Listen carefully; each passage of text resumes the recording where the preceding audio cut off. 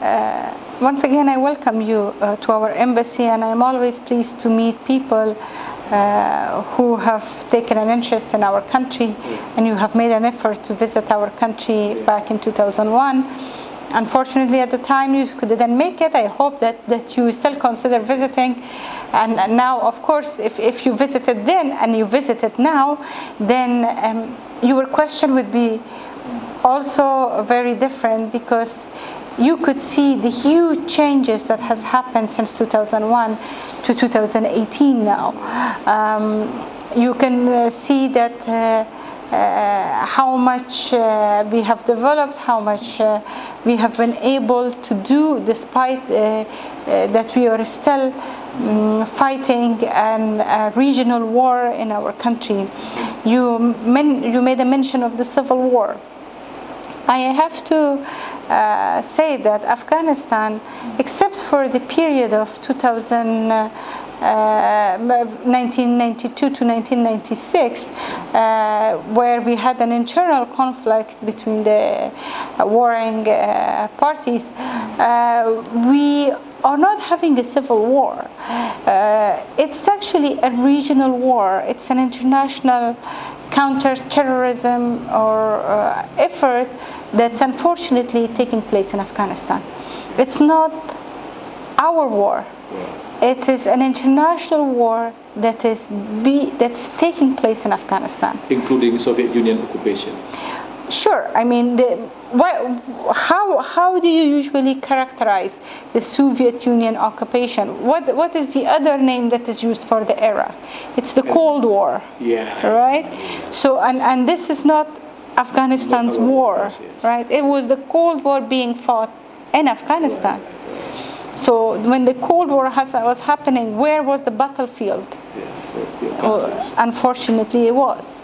So and it unfortunately continues to be the same. When you mentioned that the bombing that happened just 2 days ago, that is again an indication of what is the dynamics of the regional players and interests that are happening in Afghanistan.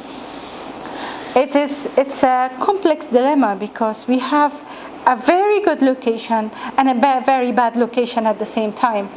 A very good location because we have, at certain books and literature, we are called the tower of the region.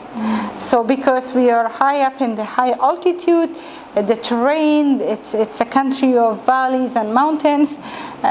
So it is a lot of the powers had this notion that if you are in Afghanistan, you have your eyes on the whole region. You are everywhere, right?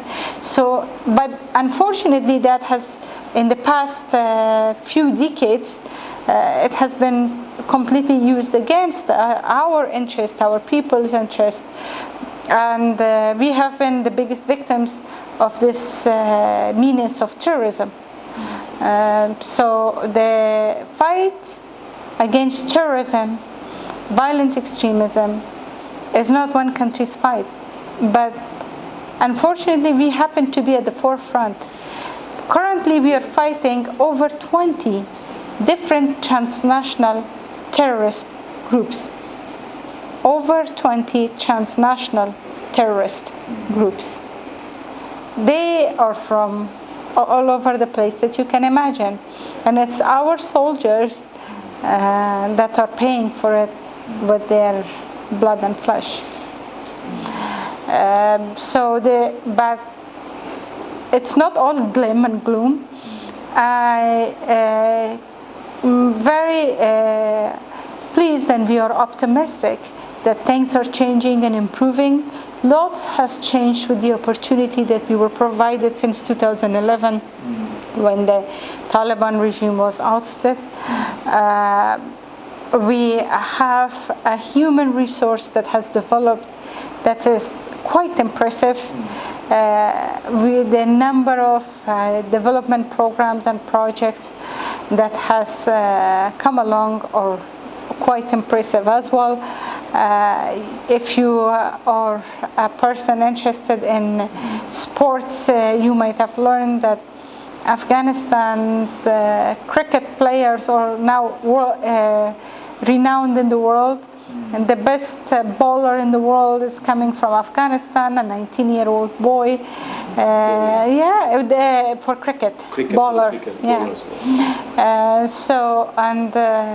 Our Afghan girls robotics team has won many prizes all over the world. They are just high school girls, not all coming again from Kabul, as you mentioned before. Like the robotic girls are coming from a school in Herat.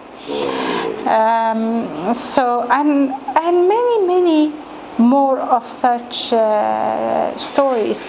We have the highest number of women now in the government positions, in our legislative body. Over 25% of them are women. So a lot has happened, and it has been a very steady curve. The expectations have been high, and it's good that it keeps us on our toes, but at the same time, so many years of war and destruction strips countries away of so many important values and pretty much everything that it takes a long time to revive them.